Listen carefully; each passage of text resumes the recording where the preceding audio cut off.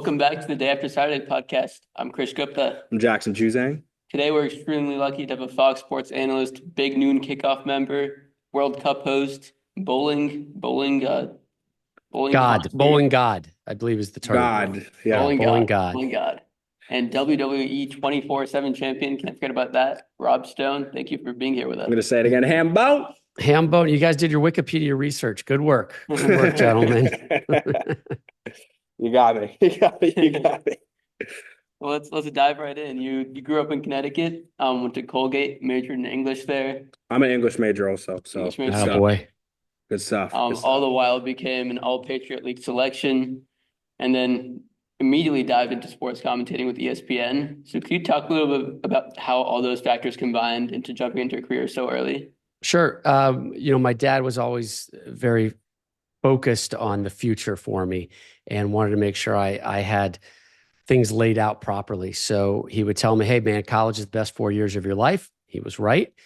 And he said, when it's done, you're going to have to work for the rest of your life. You might as well do something that you enjoy. And at that time in high school, I enjoyed sports, enjoyed all sports. I enjoyed talking about them, just kind of chitter chat with my friends or while the games are going on. So I was just like, hey, man, wouldn't it be great if I could just marry the two of these and just watch sports and get paid for it? So, that was kind of my focus. Like right? Right. Hey, man, there's nothing wrong with it. So, you're damn right. I went to Colgate, and as you guys mentioned, I majored in English, and there was really no sports marketing, sports broadcasting. There was no real broadcast. There was nothing there. So while I was playing soccer, I said, all right, let me find anything that can kind of hit this potential future for me. So I jumped into the campus radio station, and I was a DJ with one of my buddies, and I was like, all right, this is fun. I'm enjoying this. I'm not out of my league talking into a microphone and setting up songs and talking to my co-host and having fun. So then that led into auditioning to be a play-by-play voice for our campus radio. Happened to get it. That was another kind of like throw yourself out there type moment. That was a ton of fun. Just had so much enjoyment. I was doing it with my fraternity brothers, so that made it even more enjoyable. And then my last 2 years at Colgate, I got a job at a local radio station in Utica, New York. And it was for the minor league hockey team, the Utica Devils in the AHL. And I was basically like sliding in carts for all the commercials, where they'd be like, all right, we're back in 2 minutes after this break. And I was the idiot that was back there, like hitting the cart and hitting play and having another commercial ready to go. But the carrot for that gig was that in between periods, I could do a sports update. So I wrote, I produced, I presented just a quick little 1.5, 2 minute sports update, and then sent it back to the arena. So all those things kind of kept me going. It kept my confidence going in the fact that, hey, I'm not over my head. I do enjoy doing this. And so I just kind of kept pursuing it. Now, granted, it took a while. I moved back home. I lived in my bedroom. I was hanging out with mom and dad. I was an unpaid volunteer soccer coach at my high school. I was doing community access television, calling JV girls basketball games that were 5-4 at the half. But all these things just kind of made me stronger and made me want to continue leaning into this profession. I was lucky enough, in an odd fashion at a funeral to get an opportunity to interview at ESPN for a temporary job. And I got a 6-month temporary gig at ESPN, 6 p.m. to 3 a.m. shift. Yeah, it was awesome. That was grad school for me. It helped educate me. It also educated me in the sense that I knew that wasn't exactly what I wanted to do. I wanted to do what you guys are doing right now. I wanted to do what I'm doing right now. So from there, it was just kind of like being able to achieve and take that next step, And every time I was able to get that next opportunity, I was prepared for it. I wasn't, underwater. I was able to perform at a good enough level to not get fired after 2 weeks. And then after a month and a half or a year and a half, it was, hey, you're really good. Time to take that next step. Like you said, man, that's why we're doing this. We're just, we're having fun. I wish podcasts were around in my day, man. This is a banger of an idea, right? Like my big advice is always about repetitions, no matter what it is. If you want to get in sports, great. But if somebody gives you an opportunity in news or weather, take it. If it's politics, great, whatever, just do it. Whether it's a podcast, radio, television, writing, newspaper. Yeah, the more the better. And then self-scout. go back, record your stuff and watch it back and listen to it and look at it. Your ears and eyes will pick up things that mom and dad are going to tell you is awesome and amazing, but you're going to go, no, it's not, mom. I should not be wearing that. No, that wasn't good. Mom, like my dog is critiquing my job right now. She's saying, not good enough, bring more energy. So I'll bring more energy on the next question. Yeah, that's really funny, man. I mean, that's exactly, why we're doing this. I mean, that's great advice. You kind of answered my last question already, which was going to be advice because I'm going into sports journalism, into broadcasting, and I'm kind of, like you said, taking any opportunity. So I'll give you another one. I'll give you a bonus one. Don't be afraid to take chances. Go out there. And even if it's softly out of your comfort zone, go for it. As long as it kind of grazes that concentric circle of what, maybe is your ideal job. If your ideal job is this fist and that opportunity just kind of grazes that knuckle, fine. Take it. That's going to be good enough. Awesome. Yeah. Well, that the level of discussion we're talking about is kind of going into the next question now. I see the broadcasting landscape right now, and obviously a big thing you see is so many former athletes and professional athletes going back to be color commentators, to be analysts and things along those lines. Now, you didn't go pro, and I think that's something important to note now. And obviously you're now one of the most credible faces in the sportscasting world. I just am curious how did you feel what did you have to showcase, moving forward that maybe is different than a professional athlete coming back to do color commentating and being an analyst and things along those lines? If there's any difference at all. It's a ton of difference. I think number one, I understood what the industry was and what my role was and what was asked of me. And I'm fortunate because I worked behind the scenes. I knew how the sausage was made before I became on camera and applied makeup and had wardrobe and hairspray. I mean, I understand what really goes into making a production, whether it's a podcast or radio show or television show. So that certainly helped me and humbled me early on. The other thing is, I just kind of know what my role is. My role, if I'm a studio host, is to make my other guys or gals look and sound as good as possible. So I'm an assist guy, right? I was an assist guy when I played soccer at Colgate. I'm an assist guy right now. I'm not there so much for the goals. Yeah, I'm there to set up other people and let them really hammer it home. And if they have a good day, if they have a game where they're banging in a hat trick, that means I did my job and I succeeded in it. So it's about creating a level of comfort, whether it's with the viewer, the listener, and also with the people that you're working with, building up equity with them so that they trust you. Like Urban Meyer didn't know who I was.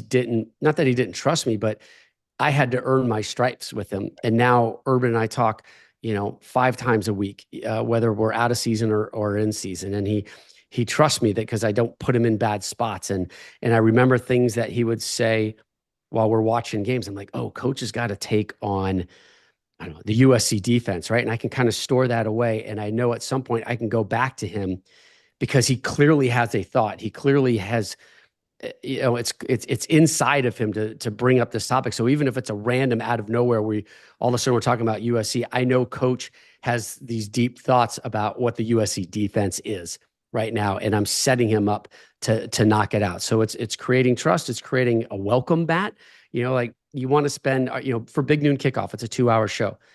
You don't want to spend it with a bunch of jerks, right? You want to spend it with people that look like are nice people and that you would probably want to maybe have a beer with, at the bar, or if there's a cocktail party or, whatever, a Super Bowl party, like, hey, I'd actually like to hang out next to that human being for X minutes. And that's kind of our goal. Because if you're watching shows, you're like, I do not like these dudes. I don't want to be around them.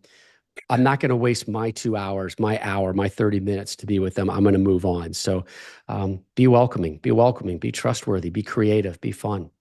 Still playing the team game. I love that. Yeah, for sure. That's awesome.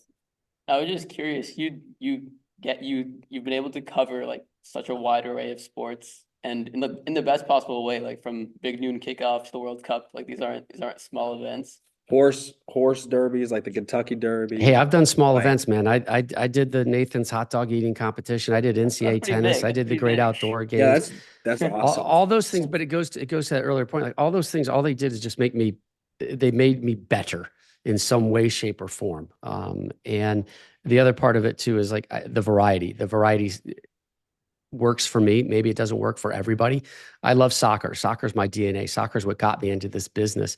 But I think if I had to do soccer 365, I would lose some of that I would lose some of that passion. I would lose some of that creativity. I like the fact that I get to pivot and I get to do a college football sprint for a couple months. And then all of a sudden, boom, I'm into college basketball. And boom, I know soccer's lurking out there in the summer at a minimum, and all these other dates. And then boom, here's some bowling days. That works for me. Maybe it doesn't work for everybody, but for me, the variety and the change of speeds and the change of tones makes me happier, and that makes me better.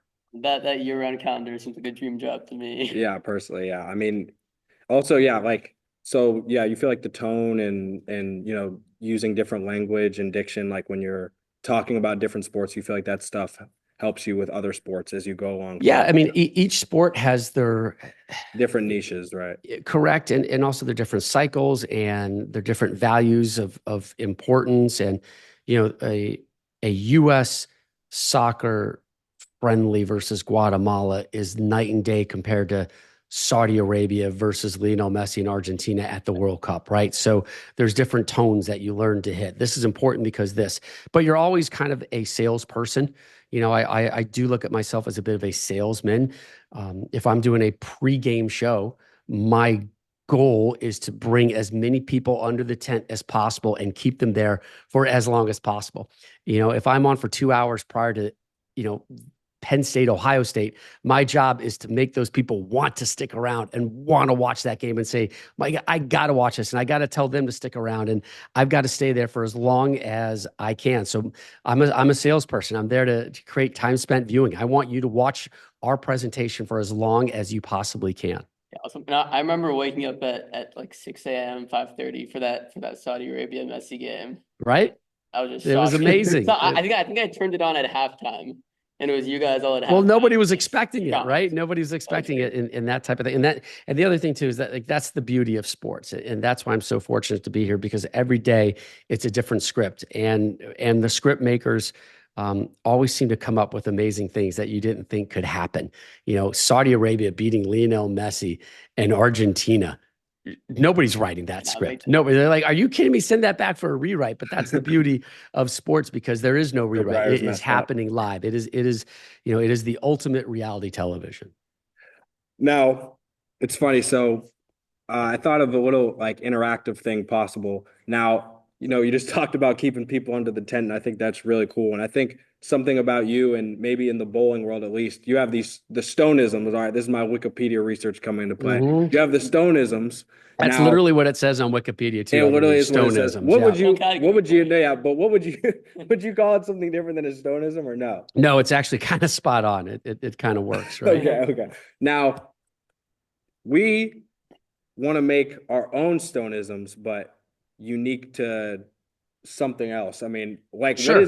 What is it like? What does it take to make a stone? Yeah, no, that's an awesome question. A natural thing? I mean, it can be a blend of both, but I'll tell you what's always successful. If you force something, it's not going to work. Okay. So if you sit there and you're scheming and planning all these catchphrases, it's not going to work. The viewer, the listener is going to see right through and be like, man, that's kind of staged. Like that's not pure. It's the stuff that really is absolutely organic and comes from the heart and comes in the moment that works. Now, listen, some of my Stoneisms for bowling are definitely thought ahead of time, right? Six pack, right? Like I was like, no brainer. I'm gonna yell it, but I didn't run it by people. But ham bone was pure. Like that just it came to my head in the moment. It's such a stupid word. It's silly. No, people have fun, and I just yelled it, and we had fun with it, and we leaned into it. And it was just something that grew and became bigger than any of us ever really thought it would be. So I think those things that are really more pure are the ones and that are organic are the ones that really trigger, the ones that are really, really hold. So yeah, I will say like the first 2 episodes of this podcast, I was trying to start little catchphrase. It's like the best place to start is the beginning. And then he didn't even say it. He didn't even say it though. I did that for Alexi and for our second. I'm kind of disappointed. I'm not gonna lie. But I think I don't know. I might be forcing it. Yeah, So no, yeah, so when you're they're forcing not things, forcing it. I think that's kind of like your answer sometimes. Like, hey, I really want this to work. Well, you may want it to work. We all want things to work, but if you have to effort it and it doesn't feel right, then it's not going to feel right to your audience as well. I get this question a lot with some of my coworkers, and this is a similar vein of, hey, do you think I should say this? Or hey, do you think this is okay if I say this? And the fact that you're questioning if it's right is your answer It is right a there, no. right? Like it's something inside is giving you enough pause where you're saying, "Hey, let me check with Rob if he thinks this is okay." You just answered your own question, right? Like just stay away from it. It's not worth it, particularly in this day and age. If being edgy doesn't always pay the bills. Being edgy sometimes forces a career change. So you got to be really careful on how you attack and pick certain things to say and do. It would be stupid on our part though to start a show and then to act fake on it. I mean, then to do things that like we don't feel comfortable doing. Makes no So I'm sense. But glad. Okay, listen, I didn't know you felt like that, so I'm glad you stopped. I would also say, at the level and the age that you guys are, this is a time to throw stuff out, right? True. Like throw stuff against the wall and see what sticks. When I was a young Cub reporter in Albany, Georgia, my first on-air job, I did everything, man. I tried everything. I did news, I did sports, I did weather, but it was the sports that I knew I really cared about. And I tried crazy interviews and I tried all these different shots and try to do these type of stories. And, I learned a lot by the ones that didn't work, because again, I would go back and self scout and I'd go, let's not do that one again, Rob. Or, hey, you know what? That one kind of worked. That was kind of fun. I think that thing actually has some legs. But now is the time to do it. Like it's hard for me at my age and with what my job is right now to really throw myself out there and try to do some things. Now is the time to find your voice. Like my son's a freshman at TCU and he's interested in it. And I'm like, find your voice, find your comfort zone. Is it high energy? Is it smiling? Is it laughs? Is it serious? Is it being straight? Find out who you are. And once you know who you are, and then you can really properly display it and the audience will know it.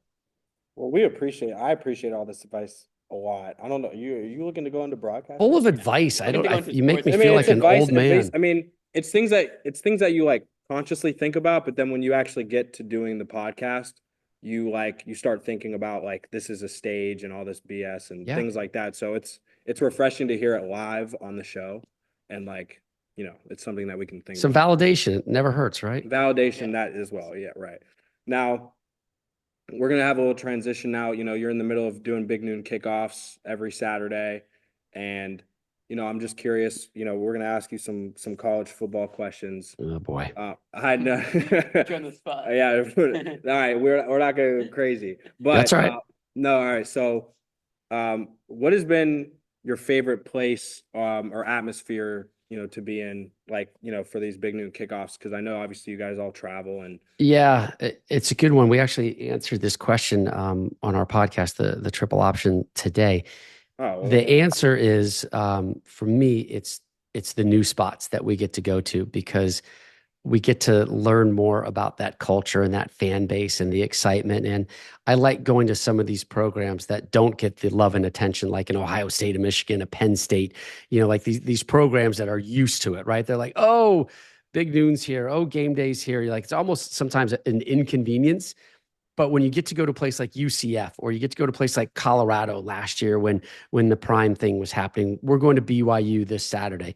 They're Okay. excited, right? They Yeah. are legitimately like happy because they don't get told enough how pretty they are and how beautiful they are and how much we respect them and what great conversationalists they are. So I like going to the new places, but the places we've been to, Colorado last year, absolutely popped. They lost their mind because of what Dion created. And then a couple weeks ago at the University of Central Florida, UCF in Orlando, they were given an opportunity and they nailed it. And, we had DJ Khaled there as well. Nice. That was a great, really fun turnout as well. Plus when the games are big, like when you're going to Ohio State, Michigan, oh, it's so good. It's hard to screw those type of games up. Yeah. I just have my uncle. My uncle's Will Allen from Ohio State, and then the Yeah. Steelers Cowboys. Yeah, so I just had him on my other podcast, and we just talked about the How many game. podcasts do you have?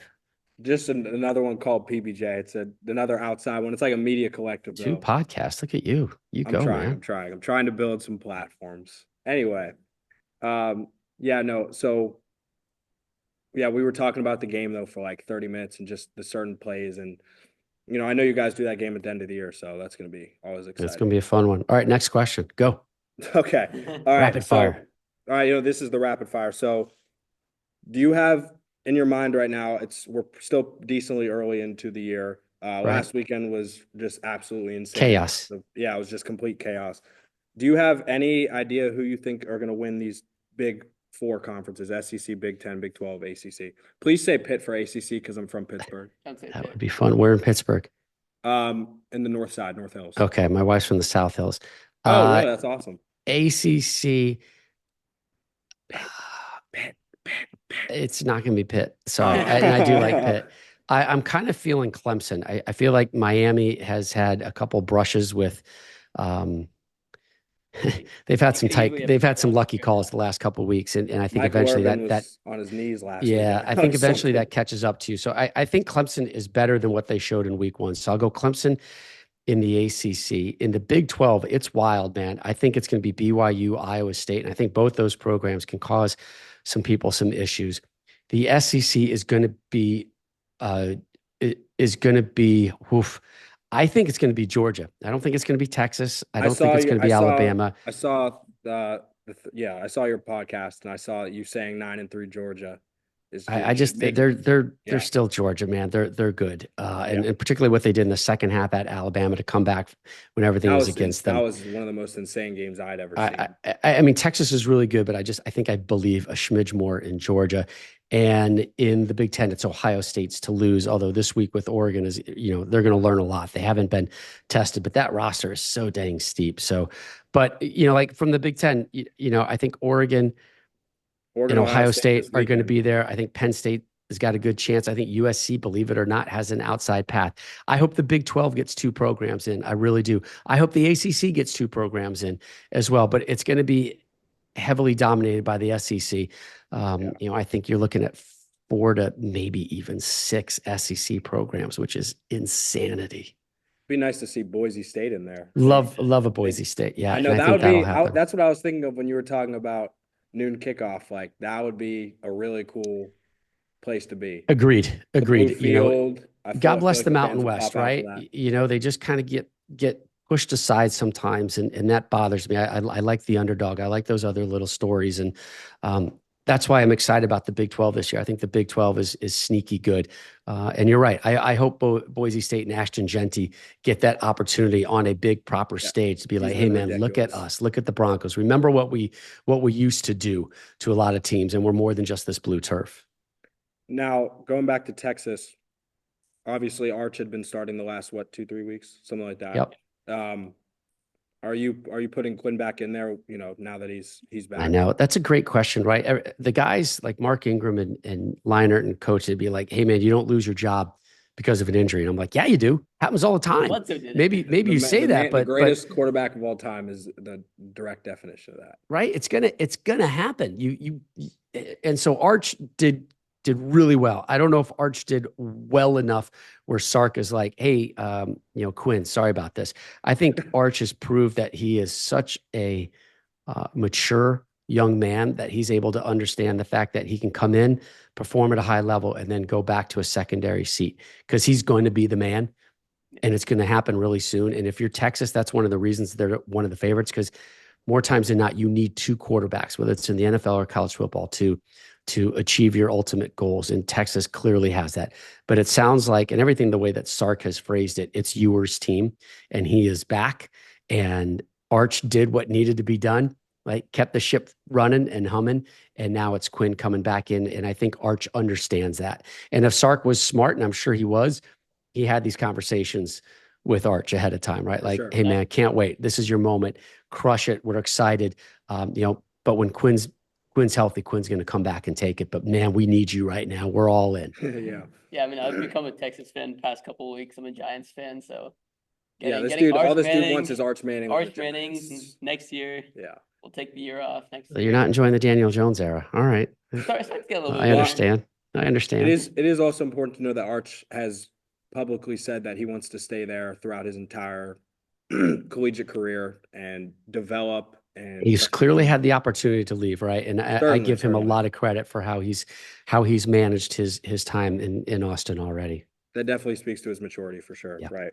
Now, just a question about, who, like what it takes to win the national title. Now, I was putting together a couple stats yesterday, and as of right now, or as of week 1 of the NFL season, a fourth of all of the current starting quarterbacks had played in a college football playoff game under the 4-team format. And if you take the teams that are, or take the quarterbacks who are eligible to have played in the college football, it's like almost half.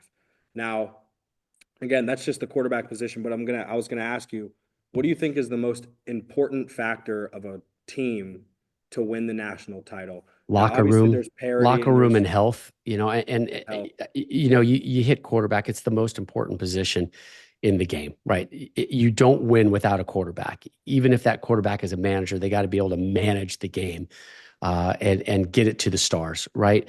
So you got to have a quarterback. You got to be healthy. You got to have a little luck, right? You absolutely have to have a little luck because everybody's going to have those Saturdays that things just aren't humming. Right.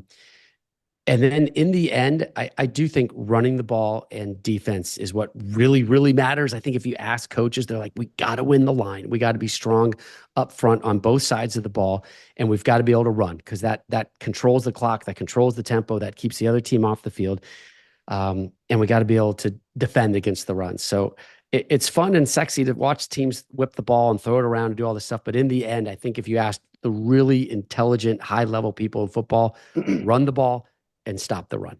2 most important things. Yeah, I thought my entire time watching the college football playoff before I watched Michigan play that the quarterback and having the most pro-ready guy, someone who's going to be a top 5 pick in the draft, was the most important thing until I saw the Michigan defense not miss a tackle versus Alabama and versus Washington. That defense was stellar. The secondary was amazing. The linebackers, the DTs. And then you also have Blake Corum in the backfield. So there you go. You're validating my point. I appreciate that. That was their formula. Exactly. Yeah, no, that was my last question with college football. You're not in college basketball yet, but there's obviously the preseason talk is starting to come up. And I'm just curious, two pretty popular topics right now is the idea of the Hurley 3-peat now and Cooper Flag. So I wanted to get your thoughts first. Well, number one, I grew up in Connecticut, so I am a soft UConn fan, and I love Coach Hurley and his passion and what he's brought and how he's been able to elevate college basketball as a whole over the course of the last couple of years, and the way he does it. It's kind of old school because he's a crazy cat, right, man? He's got so much energy and he's got those crazy looks, when things are going sideways on him. He's not that kind of like calm, debonair, chill coach. He's kind of out of his mind, and I love it. I appreciate it. And the second thing is I'm a North Carolina basketball fan, so it is hard to talk about Duke, man. But the hype about Cooper Flag it's good for the game, and it reminds me of the hype around Zion Williamson when he was playing in his freshman year at Duke. Zion elevated the game. People cared about college basketball in November and December and January, not just in February and March. And I grew up a college basketball fan, and I love it. It frustrates me that people don't really care about college basketball until the Super Bowl is over, or until March Madness starts. I love the fact that Zion made people care in November, and that it was a conversation, and Cooper Flag is making people do the same thing. We've been talking about Cooper for months now. And whether these expectations are realistic or not, the fact that they have been built up is good for college basketball as a whole. So I think he alone is going to make college basketball more interesting this season. But go Heels. Trust. Guys, I appreciate it, man. Thanks for having me on here. Can we do it again some other time? Some other time? Thumbs up, thumbs up, some other time. All right, awesome. We'll do another time. Oh, stars. And I don't know how that happened. Did I do that? Is that you guys? That's amazing. Amazing. Thank you, guys. I appreciate it. Go Haverford.